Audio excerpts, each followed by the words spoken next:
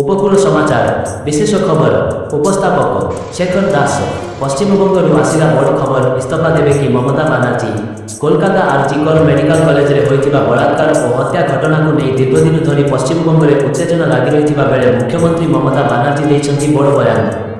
କୋଲକାତା ବଳାତ୍କାର ହତ୍ୟା ମାମଲା ଏବଂ ମମତା ବାନାର୍ଜୀ ସରକାରକୁ ବିରୋଧ କରୁଥିବା ଜୁନିୟର ଡାକ୍ତରଙ୍କ ମଧ୍ୟରେ ବିବାଦ ଲାଗି ରହିଛି।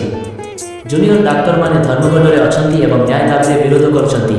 ଧର୍ମଘଟ ବନ୍ଦ କରିବାକୁ ସିଏମ୍ ମମତା ବାନାର୍ଜୀ ଆହ୍ୱାନ ଦେଇଛନ୍ତି।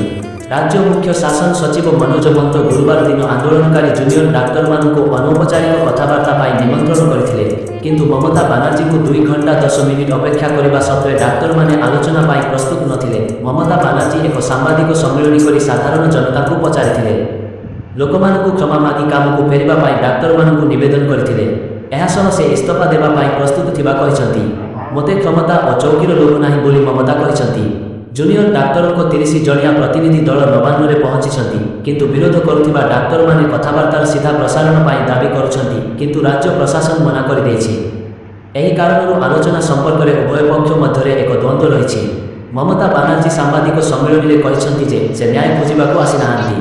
ସେମାନଙ୍କୁ ଏକ ଚେୟାର ଦରକାର। ଲୋକଙ୍କ ସ୍ୱାର୍ଥ ପାଇଁ ମୁଁ ଇସ୍ତଫା ଦେବାକୁ ପ୍ରସ୍ତୁତ ଅଛି। ମୁଁ ମୁଖ୍ୟମନ୍ତ୍ରୀ ପଦ ଚାହୁଁନାହିଁ। ମୁଁ ଚାହୁଁଛି ଦୋଷୀମାନଙ୍କୁ ଦୋଷୀ ସାବ୍ୟସ୍ତ କରାଯାଉ। ସାଧାରଣ ଲୋକଙ୍କୁ ନ୍ୟାୟ ମିଳୁ। ଉପକୂଳ ସମାଚାର ବନ୍ଦେ ଉତ୍କଳ ଜନନୀ। I waited 3 days with my highest officials.